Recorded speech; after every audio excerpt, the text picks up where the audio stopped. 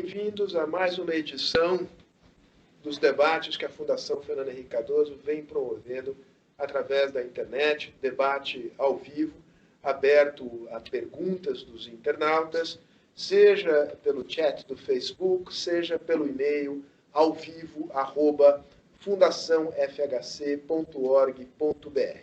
O tema de hoje são as oportunidades que a existência de um governo protecionista dos Estados Unidos abre para o Brasil no comércio internacional. Aqui conosco nós temos duas pessoas que conhecem profundamente esse tema. Tomás Zanotto, que é o diretor do Departamento de Relações Internacionais e Comércio Exterior da Federação das Indústrias de São Paulo, a Fiesp, e Gustavo Junqueira, sócio-diretor da Brasilpar e presidente da Sociedade Rural Brasileira de 2014 a 2017. Portanto, uma pessoa mais ligada à indústria, outra pessoa mais ligada ao agronegócio, embora, evidentemente, que esses dois setores estejam profundamente interconectados. Eu começo com uma pergunta geral, que é quase uma reprodução do tema, me dirigindo primeiro ao Tomás, depois você, Gustavo, engata e a gente vai conversando. A pergunta é justamente essa. Eleição Trump nos Estados Unidos abalou acordos comerciais que estavam, se não em vigência, alguns deles em vigência, outros prestes a entrar em vigência, tipicamente o acordo da chamada Bacia do Pacífico, o acordo entre Estados Unidos e Europa, que vinha se desenvolvendo, também, neste momento, parece fora de qualquer possibilidade. Neste mundo novo que se abre, quais são as ameaças e, sobretudo, quais são as oportunidades para o Brasil? Sérgio, não há dúvida que, para o Brasil, abre-se oportunidades para tirar um pouco do atraso nós temos referente a termos passado praticamente aí 10 anos, 13 anos, tendo assinado ou tendo fechado apenas 3 acordos com Israel, com a Autoridade Palestina e com o Egito, que são acordos pequenos, vamos dizer assim. Então, há uma oportunidade de se tirar o atraso também, porque esse novo Mercosul que está surgindo passa a ser mais interessante, por exemplo, a União Europeia. O fato dos Estados Unidos ter encerrado, matado o TTIP, que é o transatlântico, que é uma iniciativa então, fez com que os europeus agora se interessassem vivamente por um acordo com o Mercosul. Nós temos aqui o que eu chamo de alinhamento de astros, né, com o novo governo na Argentina, que já não é tão novo, o novo governo aqui no Brasil e o setor privado nos 2 países, muito alinhados, favoráveis a esse acordo. As outras oportunidades que surgem naturalmente é o México. Na dúvida, o México está no centro, vamos dizer, no olho do furacão. O Brasil já tem vários acordos, como automobilístico, com o México, aprofundar. Com a Aliança do Pacífico, nós já temos muita relação, as tarifas já estão caminhando para zero. O Brasil já... A Aliança do Pacífico, só para que todos entendam, é a associação entre México, Peru e Chile. Exatamente. Então, e Bolívia. E Colômbia.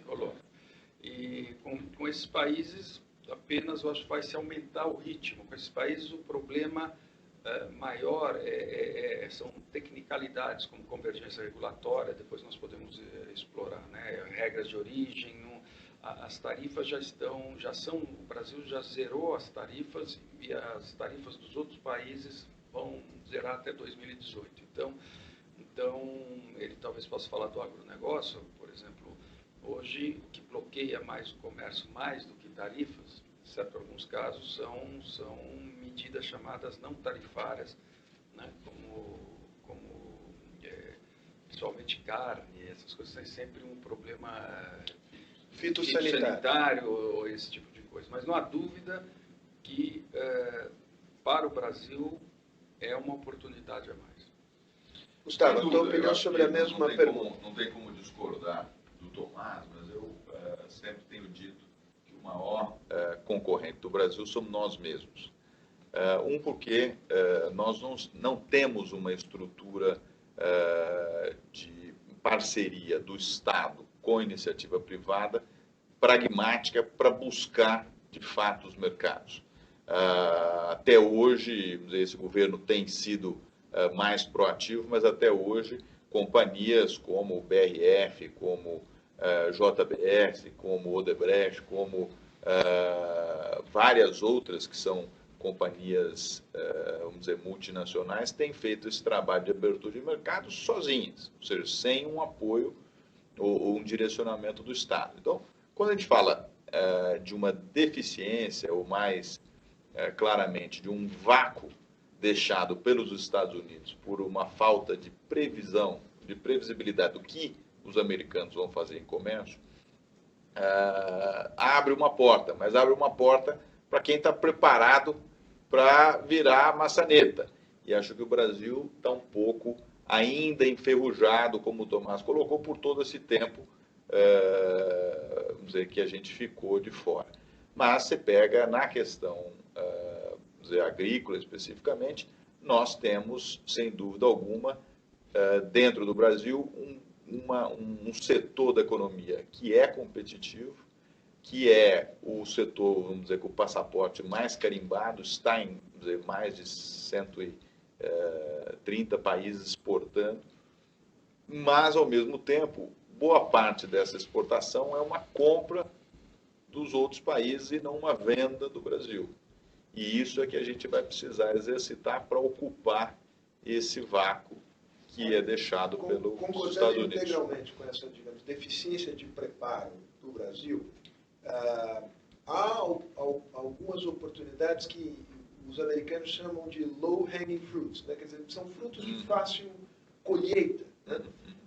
Tipicamente, no caso do México, se houver problemas no comércio bilateral, tudo indica que haverá problemas no comércio bilateral dos Estados Unidos e México, as importações mexicanas de alguns produtos que hoje vêm dos Estados Unidos, o Brasil poderá ser digamos, um exportador importante. Você concorda com essa Sem dúvida, acho que você pega a questão do milho.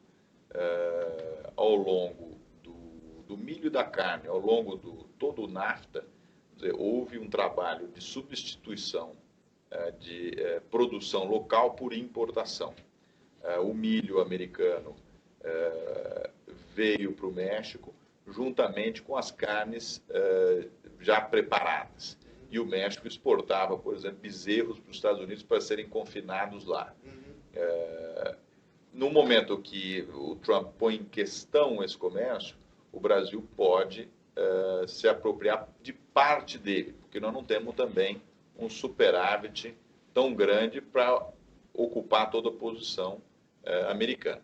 E não acredito que o México também vá ser proativo em cancelar esses acordos. Ele vai tentar mantê-los, porque economicamente é muito importante. E o Brasil, na minha opinião, não deveria buscar uma posição antagônica com os Estados Unidos.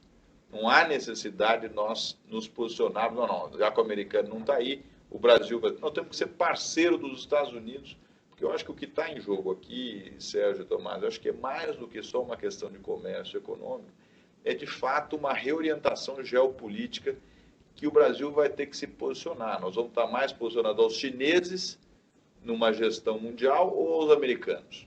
Bom ponto. Vamos segurar ele aqui, colocar ele aqui no pendurado para retomá-lo mais à frente. Tomás, você vê essas... Eu queria que você comentasse duas coisas. Primeiro, acho que é notório o fato de que a indústria está menos preparada do que o agronegócio para acolher essas oportunidades. Eu queria que você comentasse, digamos, onde estão essas oportunidades de colheita mais fácil para a indústria? E o que é necessário para que a indústria possa, de fato, voltar ao comércio internacional com mais força?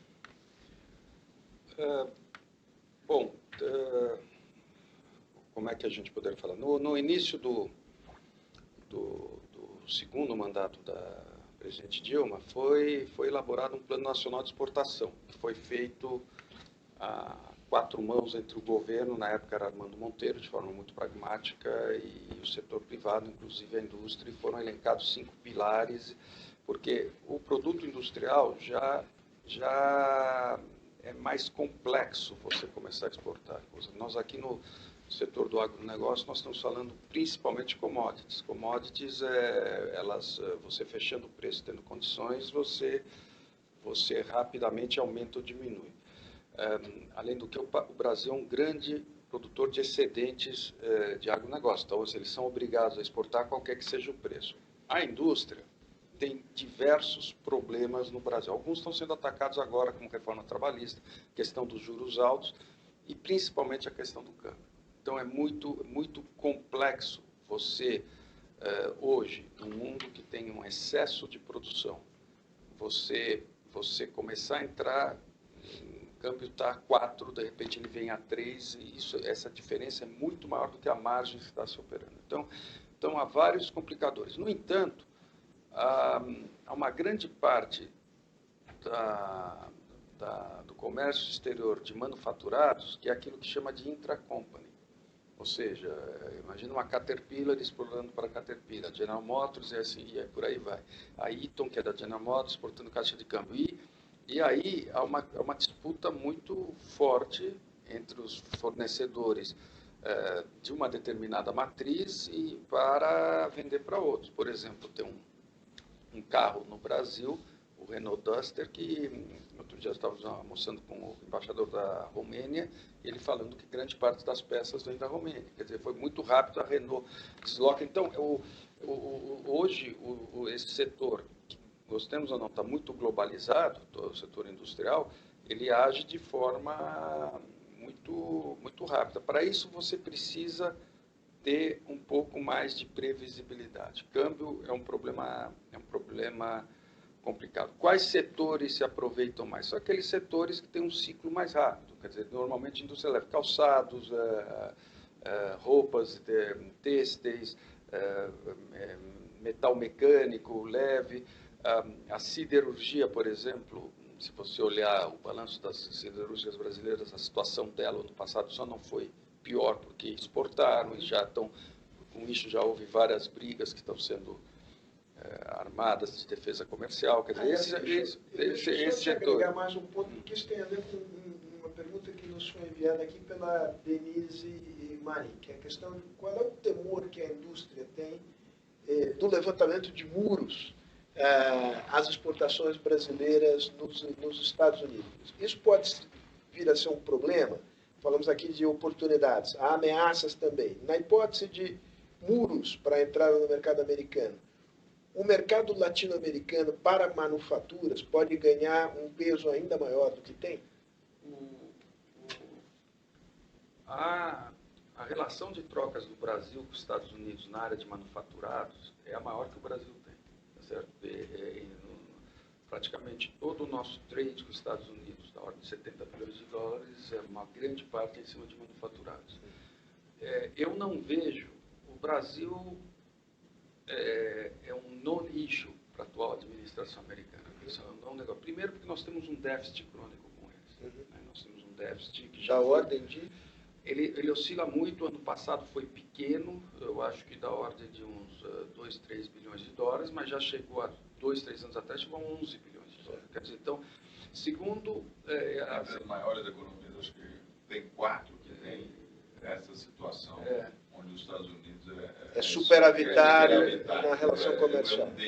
Nós somos o amigo próximo. Não somos alvo. Não somos alvo. Nós temos, outro ponto, as empresas brasileiras nos Estados Unidos já estão empregando mais de a última vez que eu vi, 180 mil pessoas. Quer dizer, você tem em todos os setores. Empresas brasileiras operando nos Estados Unidos. Quer dizer, nós já tivemos uma relação de investimentos onde para cada 7 dólares investidos pelos americanos no Brasil, nós tínhamos um brasileiro. Hoje chegou a estar quase 1 para 3. Agora, não é só nessas áreas como a Embraer, a siderurgia, a Gerdau tem plantas lá, Votorantim, as próprias CSN, enfim.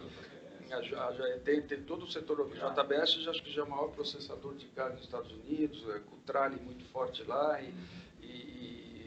enfim, a Embraer, um avião da Embraer, 70% dos componentes, do valor dele é importado dos Estados Unidos, e também exportamos aviões e produzimos lá aviões que estão, inclusive, dos Estados Unidos, como tem aviões produzidos lá que estão operando nas Forças Aéreas Americanas e os aviões, se não me engano, os executivos, os Legacy e Phenom, são todos produzidos nos Estados Unidos, se não estou, ou uma boa parte deles.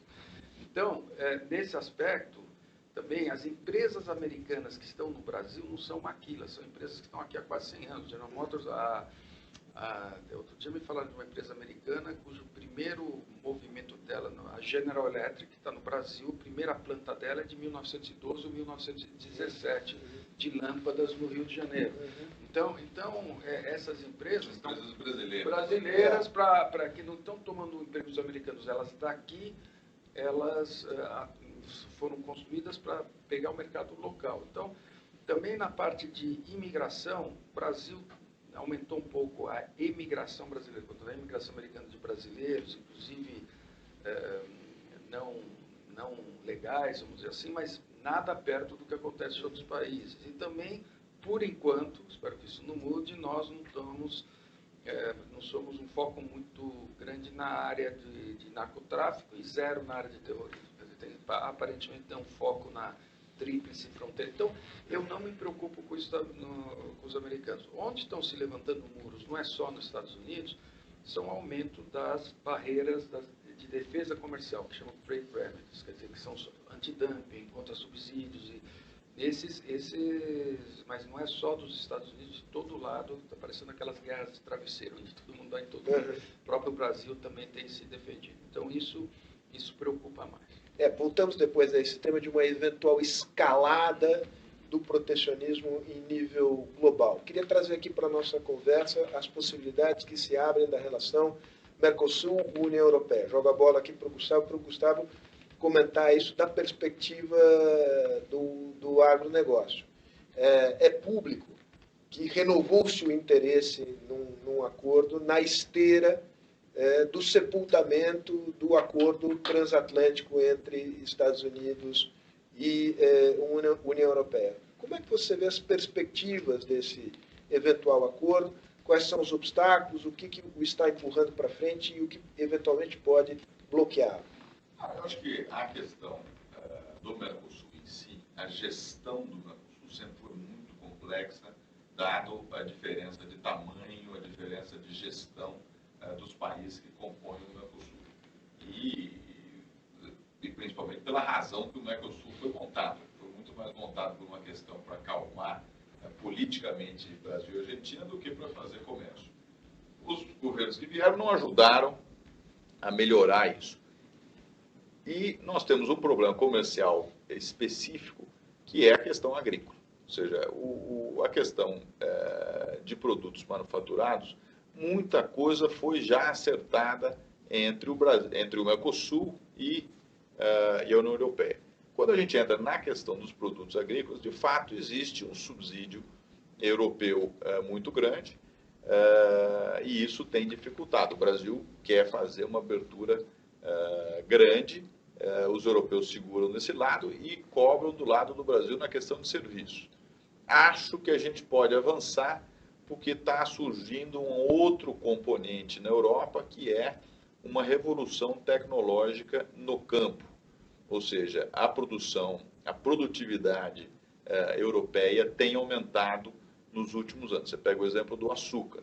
O açúcar de beterraba na Europa praticamente estava desaparecendo porque a competitividade brasileira na cana-de-açúcar era muito maior e, ao longo dos últimos anos, a beterraba, com novas variedades, ganhou uma dinâmica grande, a produtividade dobrou a cada 2 anos, hoje é 4, 5 vezes mais produtivo do que era há 10 anos atrás, ou seja, a Europa talvez possa competir conosco em açúcar.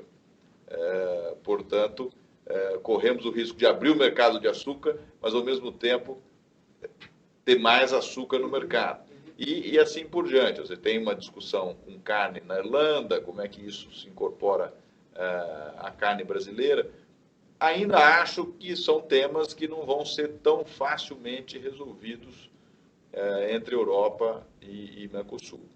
Mas a posição brasileira hoje é mais próxima à posição argentina. Quer dizer, há um alinhamento dos astros no Cone Sul. Do ponto de vista agrícola, temos que lembrar que 30% da produção mundial de alimentos é feito no Mercosul.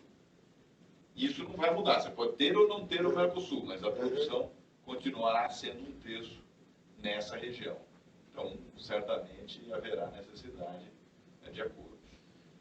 Zanotto, você coincide com esta opinião de que o problema com a indústria está resolvido, o contencioso está do lado dos serviços, ou a indústria ainda vê com algum receio o acordo União Europeia-Mercosul? A indústria é muito variada e, naturalmente, tem setores que são mais o que a gente chama de ofensivos, ou seja, tem interesse no acordo, e setores que são mais defensivos. Mas eu acho que há uma percepção clara na indústria, principalmente por causa de novas tecnologias que estão surgindo aí. Espero que a gente tenha um tempinho, talvez, para conversar no final, ou fazer um outro, porque são tecnologias que vão revolucionar literalmente.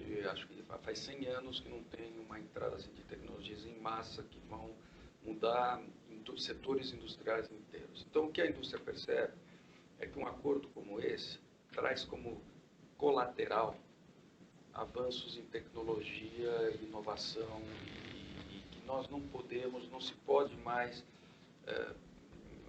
tentar um modelo de substituição de importações, não cabe mais.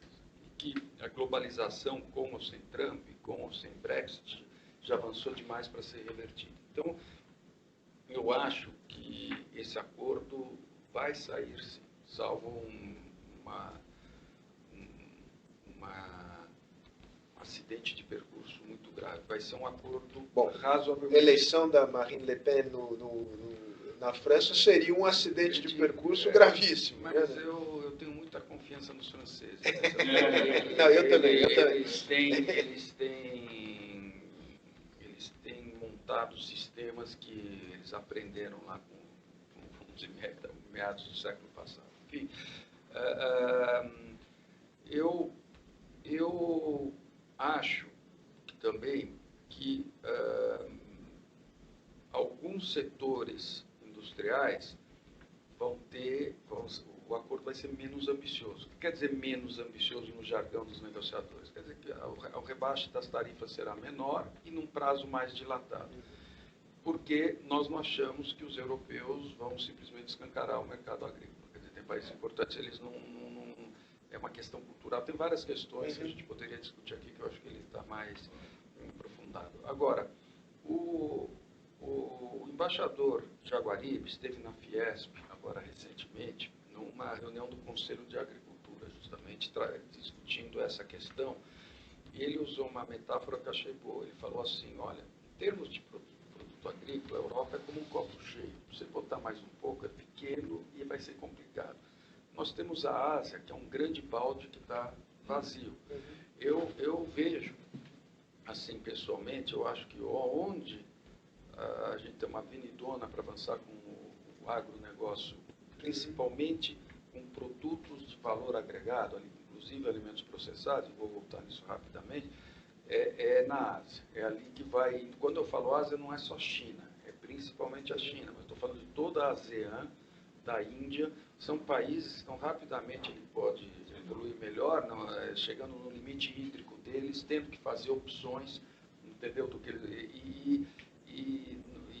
Então surge muito flagrantemente a questão da food security, que é um negócio... Segurança alimentar. Que é a segurança alimentar. E na China se sobrepõe o assunto do que eles chamam food safety, porque eles tiveram tanto problema gravíssimo de contaminação e isso me chamou a atenção de comida, que eles vão passar 2 gerações optando por comprar comida embalada fora da China, se quem puder pagar. É o caso do leite, que eles compraram praticamente tudo na Nova Zelândia, na Austrália e coisa.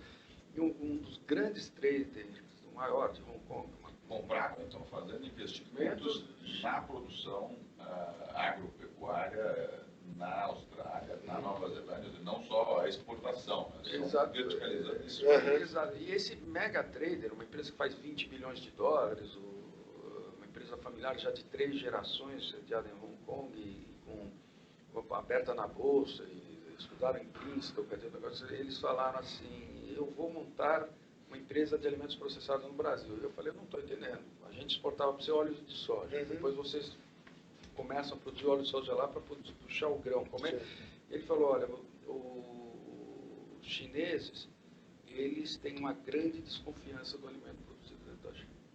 E nós já estamos exaurindo as possibilidades na Europa, na Nova Zelândia, coisas por problemas de contaminação dos cursos de água, do solo, da manipulação. Por exemplo, ele pode dizer que a BR Food já achou o produto dela falsificado na China. Isso tem muito.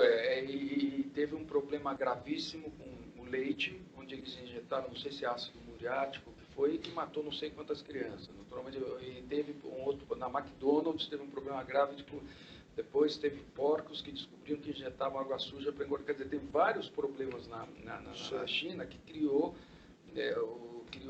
uma grande oportunidade. Criou oportunidade para agregar valor à produção agropecuária nos lugares que são... Comenta um pouco isso, Gustavo, porque eu volto naquele meu ponto. Nós temos que ter planejamento. Essa acho que é a grande discussão que nós estamos tendo com o embaixador Jaguaribe, que agora está responsável pela Apex, que é o braço brasileiro de promoção comercial. E que foi embaixador do Brasil em Londres e depois na China, exatamente. E agora, no governo Temer, a Apex foi transferida para o Ministério de Relações Exteriores, debaixo do ministro Serra, juntamente com a Camex. Ou seja, nós estamos sendo um pouco mais pragmáticos em olhar a questão do mercado internacional. A discussão com o embaixador Jaguaribe tem sido muito boa. Nós montamos em conjunto, são 10 entidades, organizações setoriais de produtos, a Sociedade Rural Brasileira é uma delas, onde nós montamos um programa que chama Programa de Abertura de Mercado Agro, PAN-Agro, onde nós vamos fazer iniciativas na Ásia, nos Estados Unidos e na Europa. Na Europa e nos Estados Unidos, um trabalho de imagem do produto brasileiro, porque quando você vai para a China, o produto australiano, comparado com o brasileiro, o australiano tem o destaque da qualidade, ele está no topo da prateleira. O brasileiro ainda está no fundo da prateleira. Então, nós vamos mostrar que o produto brasileiro tem todas essas características que o Tomás fez, que é um trabalho de comércio na Ásia, de imagem do produto na Europa, nos Estados Unidos, porque é quem faz a formação de opinião para o chinês comprar. Então, nós vamos trabalhar a Europa para que a gente aumente a nossa posição na Ásia. Ou seja, o governo começa a entender... esta transmissão de imagem, quer dizer, para trabalhar a percepção sobre o produto brasileiro na Ásia... Ainda a referência é ocidental, no sentido sustentabilidade. Porque o europeu, nessa concorrência com o Brasil, coloca o produto brasileiro como produto que é fruto de desmatamento, que não é verdade, que é um ataque maciço à comunidade indígena no Brasil, que não é verdade. Ou seja, ela é defensiva, ela promove uma descaracterização do produto brasileiro que nós precisamos fazer o contra-ataque. O que precisa também ser feito é a gente mudar a nossa postura de apenas vendedor, de apenas exportador. E aí entra tanto a questão de commodity quanto a questão de produtos elaborados. Porque nós temos que sair da posição de mercador para a posição de provedor de solução alimentar. Ou seja, nós devemos ir à Índia e falar, governo chinês, quantas pessoas você querem alimentar? 400 milhões, 300 milhões, me dá um número. Ou seja, quantos bilhões de dólares você está disponível a alocar nesse programa? X bilhões de dólares. Ok. Agora nós, brasileiros, voltamos para o Brasil e vamos fazer a melhor conta dólar-proteína. E eu vou te fornecer um cardápio para que você possa alimentar. Mas, em contrapartida, eu quero um contrato take or pay, ou seja, ou você paga ou você compra, de 20 anos. Por quê? Porque em cima de um contrato de fornecimento estabelecido com os chineses, nós vamos poder fazer um investimento em melhoria das estradas, em melhoria dos portos, em melhoria da qualidade ou da sofisticação dos nossos produtos, em fábricas mais elaboradas, para que a gente entregue algo de fato. E com isso levantar o financiamento, fazer toda a estruturação. Porque o que me preocupa em relação à China, especificamente, talvez não os outros países, é a gente se colocar na mesma posição que o México se colocou em relação aos Estados Unidos. Se de repente muda alguma coisa na China, nós somos dependentes da China na questão agrícola, a gente abre mercado, vamos dizer, para os chineses, a gente acaba ficando dependente da importação do chinês e no fundo, nós nos colocamos numa situação muito frágil. Então, acho que o exemplo México, Estados Unidos deve ser incorporado pelo Brasil Deixa eu tomar essa mesma perspectiva que você lançou aqui e perguntar sobre o futuro da manufatura brasileira, nosso lugar na divisão internacional do trabalho. Os mercados que mais crescem, o mercado que mais cresce é o mercado chinês, o mercado asiático que mais cresce. As nossas exportações para esta região do mundo, elas são basicamente exportações do agronegócio. Não parece haver lugar ao sol para a manufatura brasileira nesses centros mais dinâmicos do crescimento econômico global. Como é que você avalia este problema ou esta questão?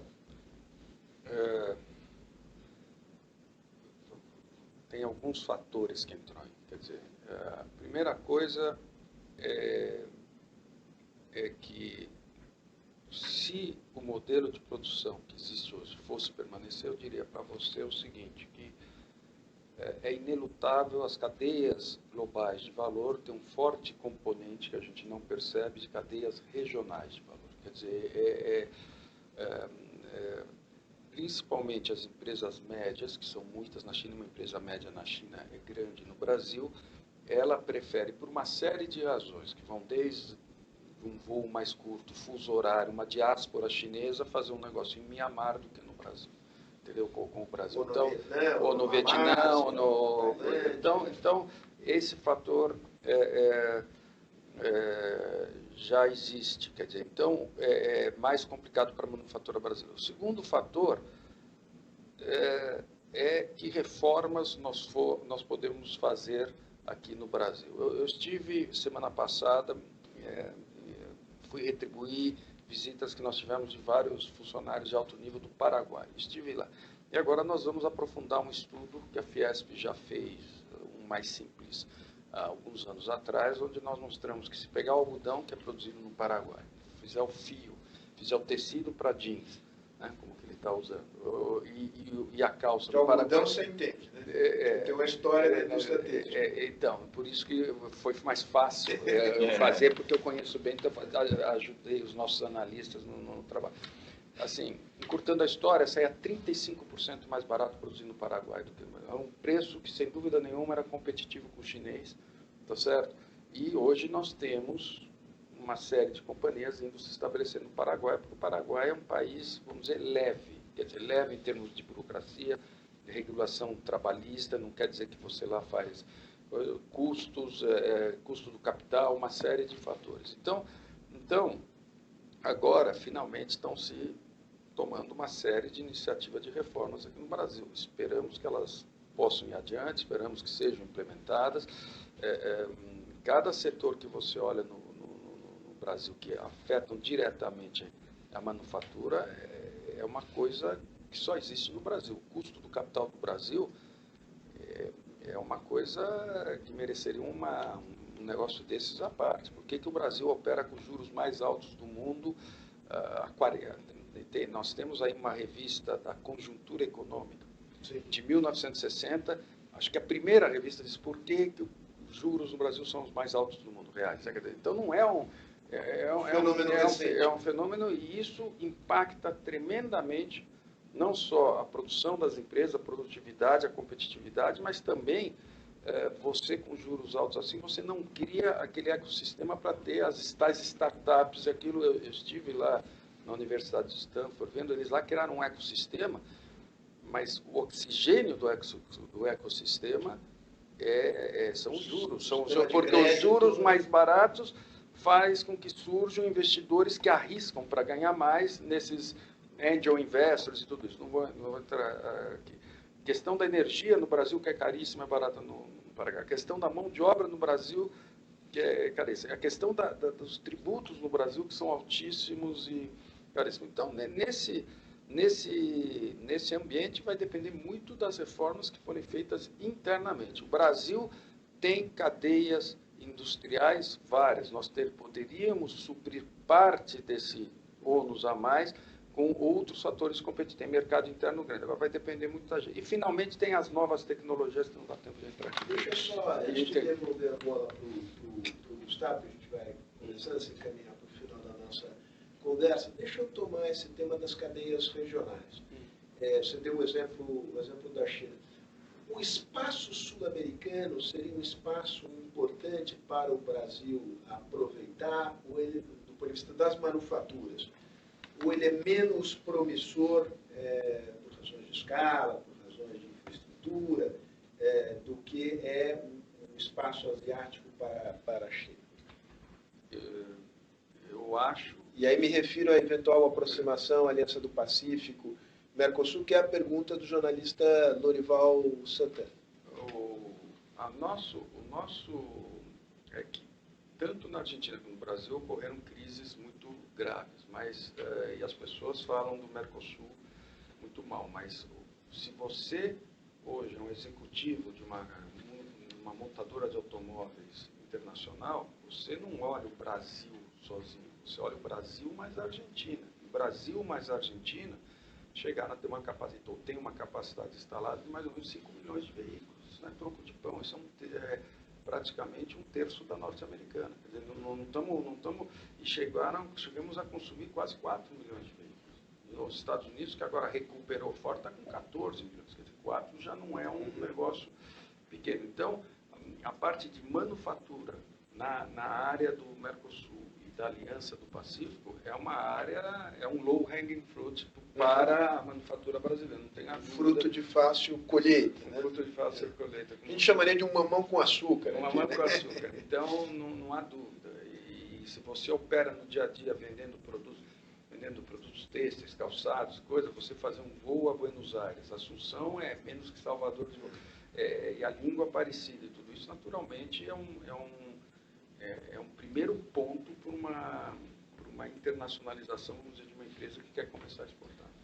Isso valeria para o agro no sentido, digamos, mais ofensivo? Produtos Mercosul? Sem dúvida. Eu acho que, só fazendo um parênteses aqui, em relação à indústria, acho que o Tomás explicou as dificuldades brasileiras, que são dificuldades para qualquer setor. Eu acho que isso, o custo de capital alto na agricultura, não existe agricultura que tenha margem para pagar esse custo alto, ela é mais competitiva quanto mais baixo for o custo.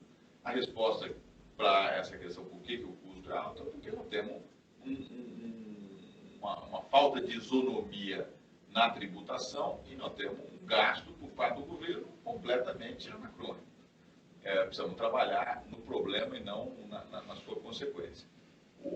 A questão da Aliança do Pacífico, dos países latino-americanos com o mercado para o Brasil, tanto na parte industrial como numa consolidação exportadora de agro, eu acho que eu estenderia isso para os próprios Estados Unidos e Canadá. Eu acho que, se nós olharmos no mundo, a região menos populosa, o continente menos populoso são as Américas. E talvez um dos mais ricos, se você leva em consideração toda a capacidade de produção de alimentos, a própria produção mineral e outras questões. Disponibilidade de água. Disponibilidade de água. O Brasil tem a maior reserva de água doce do mundo, o que para a agricultura é muito importante, principalmente se a água doce está perto dos solos férteis, que é o que nós temos no Brasil, muito diferente da África. Então, eu acho que nós deveríamos pensar, aí voltando nos Estados Unidos, não nos Estados Unidos como um concorrente do Brasil. Você pega a questão do milho. Os Estados Unidos fez um programa de etanol de milho e o Brasil tem o programa de etanol de cana-de-açúcar. Isso consolidado, pensando de maneira estratégica, nós temos que abrir o mercado chinês para etanol. E aí os dois mercados se aproveitam dessa situação. Se nós temos um descontinuamento do programa de etanol americano, o milho cai e nós temos um problema grave para os produtores aqui. Os países menores da América do Sul são países que estão alinhados com os Estados Unidos. Então, a questão industrial, você acaba já tendo países mais abertos, onde a competição dos produtos brasileiros nesses mercados é muito mais complexa. E eu fecharia, Sérgio, dizendo o seguinte: no Brasil, nós somamos mais ou menos 40 mil engenheiros por ano. Na Índia, são 400 mil indianos engenheiros por ano. Na China, são 450, se não me engano. Se nós assumirmos que o estudante de engenharia brasileiro é 2 vezes mais inteligente que esses outros dois, o que não é verdade, nós teríamos 80 mil engenheiros. Indústria precisa de engenheiro. Estou com um ponto fundamental. Se não tiver engenheiro, não tem como competir. Porque a tecnologia vem muito mais rápido na indústria. Nós estamos vendo uma indústria totalmente transformada. Nós estamos falando de reformas do governo, mas as reformas vão ter que ser no setor privado também. Não existe exportar sem importar. Nós estamos agora numa discussão do café, porque existe uma discussão com o Peru para importar café do Peru, porque nós queremos exportar carne de porco para o Peru. E é uma quantidade ínfima de café e fica uma discussão como se nós estivéssemos discutindo a bomba atômica. Ou seja, se nós brasileiros não entendermos que nós vamos ter que abrir e mudar o nosso jeito de trabalhar para nos integrarmos de maneira ágil no mercado, que nós temos que buscá-lo e não ser comprados, eu acho que aí sim nós temos que olhar para o umbigo, nós estamos preparados para essa mudança, porque essa mudança vai ser uma mudança bastante fundamental e nós vamos ter que deixar as empresas quebrarem para que novas empresas possam nascer, seja o setor que for. E isso é muito complicado sob o ponto de vista político no Brasil. Eu acho que você deu a deixa perfeita para a gente concluir o programa e permitir, inclusive, o Zanotto que fale dessa nova onda tecnológica que vai mudar a indústria. Estamos preparados para responder?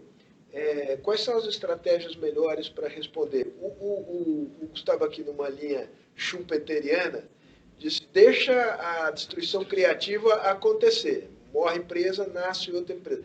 Qual é a visão que você tem a respeito desse visão? Olha, primeiro, ele tocou um ponto fundamental que eu gostaria de salientar aqui, que é uma das razões também do acordo União Europeia-Mercosul subsidiárias.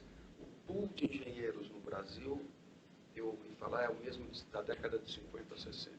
Se vocês voltarem a 2009, 2010... Quantitativamente, nós formamos o mesmo número de engenheiros que formávamos 40, 50 anos atrás. E se vocês lembrarem um pouco de 2010, 2009, faltaram engenheiros adoidados.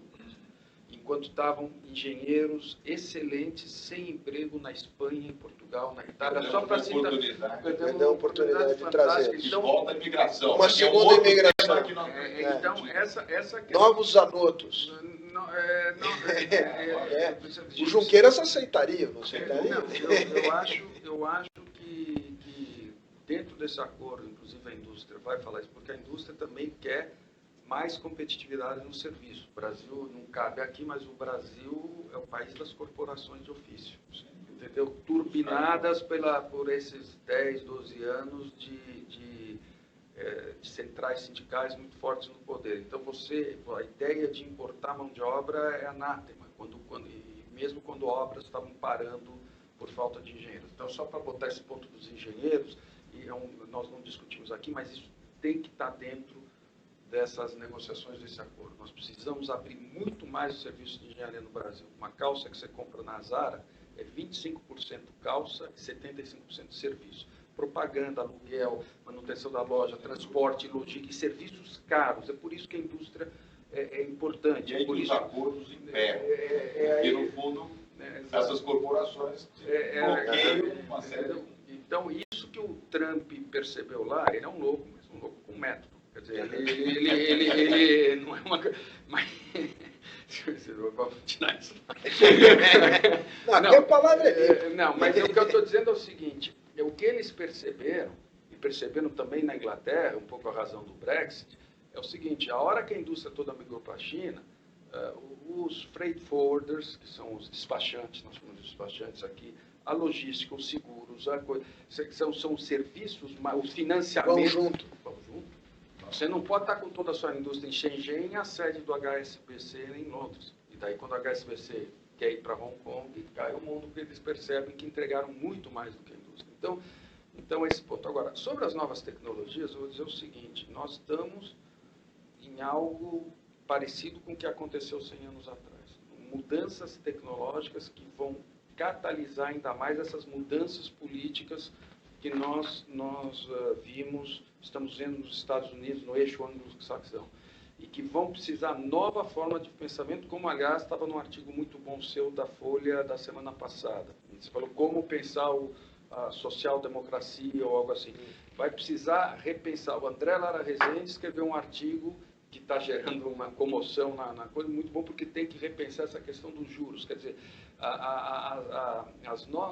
eu vou citar duas novas, porque a gente poderia aqui fazer 40 minutos sobre nova tecnologia. Que eu vi. Podemos fazer uma conversa outro dia sobre isso. Mas eu vi uma apresentação feita nos Estados Unidos por um sujeito que o cartão dele está escrito futurista.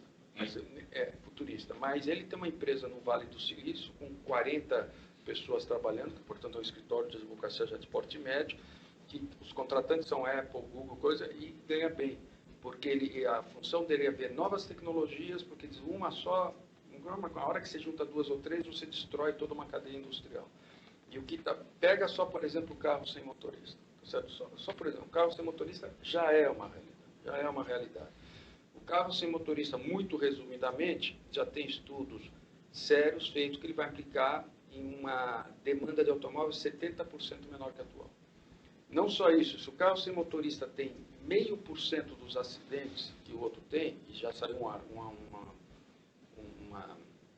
report não é uma pesquisa, um report da National Health Agency dos Estados Unidos, que vem acompanhando o carro sem motorista já há 5 anos na Google, na Alphabet, que chama, que é a companhia. Falaram o seguinte, carro sem motorista, no nosso cálculo, vai implicar 300 mil mortes a menos em 10 anos depois de implantado nos Estados Unidos, e é o maior avanço na saúde pública desde a invenção da penicilina. Você vê a consequência disso, na indústria de seguros, na indústria de coisas. Se o carro não bate mais, por que ele tem que ser de aço e pesar 1.500 toneladas? Muda tudo. A indústria de exames médicos, pois esse aparelho vai sofrer. Já tem softwares na Inglaterra, um chamado Babylon, que te faz consultas médicas, você está com muito mais precisão que um pronto-socorro, com muito mais índice de acerto. Se fizer um parênteses para a agricultura, só desculpa.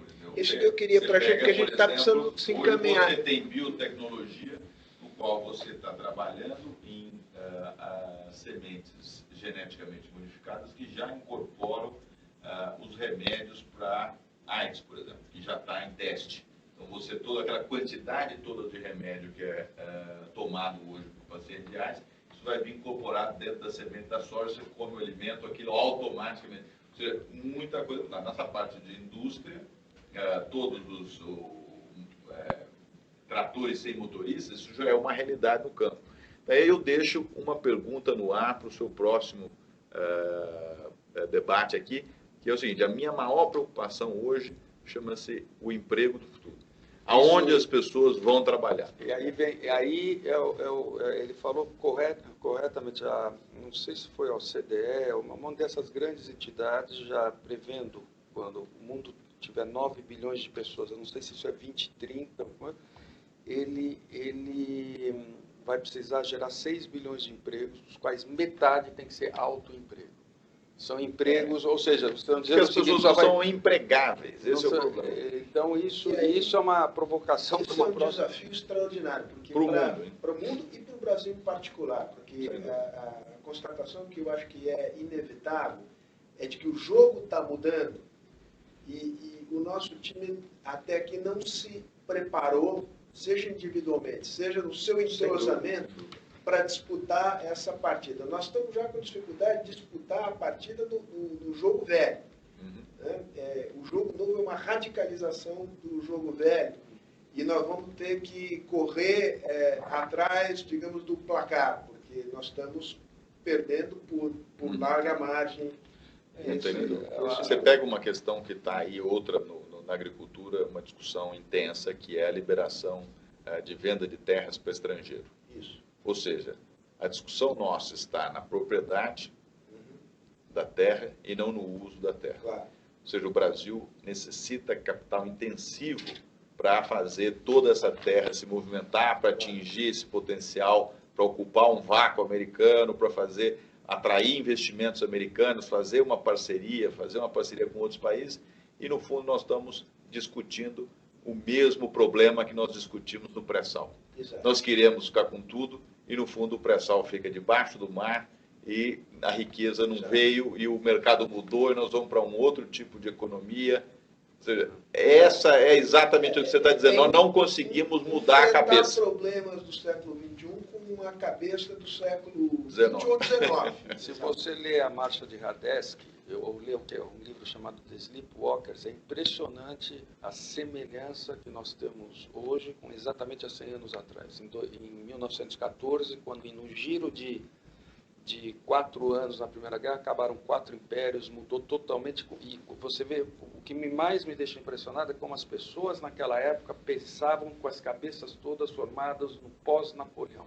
Também tinha uma globalização, começaram a surgir movimentos. É fascinante ver semelhanças que tem hoje e o fato dessa verdadeira, eu diria quase que revolução que está ocorrendo vindo da Inglaterra e dos Estados Unidos, que é o eixo anglo-saxão, que foi quem indicou. É uma coisa que não somos nós aqui do comércio exterior que vamos falar, mas é um negócio que vocês deveriam discutir. Aquele seu artigo é um dos problemas. Né? Como é que, e eu acho que mesmo as noções, como saiu na Economist, ele começou um artigo, não é um artigo editorial, dizendo Farwell Left versus Right.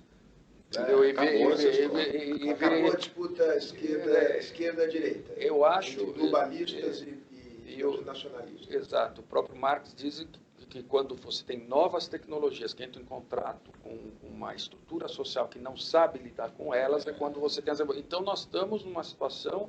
E, infelizmente, em 1914, teve um processo que só terminou, não estou falando que vai acontecer igual, em 45, a gente sabe o que aconteceu nesses 30 anos, 2 guerras globais, terminaram com bomba atômica e tal, e todo um processo de reconstrução que agora está exaurido, realmente. Quer dizer... É de fato uma nova ordem mundial. Agora eu vou ter que encerrar. Espero que a humanidade tenha aprendido as lições de duas guerras mundiais e consiga fazer essa transição, digamos, com custos menores. De qualquer maneira, eu concordo integralmente com essa conclusão que vocês próprios traçaram aqui, de que nós estamos num momento em que a realidade está correndo muito à frente da nossa capacidade cognitiva de entendê-la e de procurar respostas. A gente aqui na Fundação tenta modestamente, através desses debates, tentar encurtar esse ato, que não é o ato do produto, mas é esse ato entre a velocidade de transformação da sociedade e a capacidade dos agentes sociais e políticos de entenderem o que está acontecendo e de procurar respostas efetivas que promovam, no fundo, o crescimento com mais equidade. Então, com essa constatação, e agradecendo a propaganda do meu artigo aqui, não tinha combinado nada, só com o crédito aqui de que sai no Estadão, onde normalmente eu publico. Não foi na Folha. Sem nenhum demérito à Folha. Então, muito obrigado aqui pela presença, enfim, digital de vocês e até uma próxima oportunidade.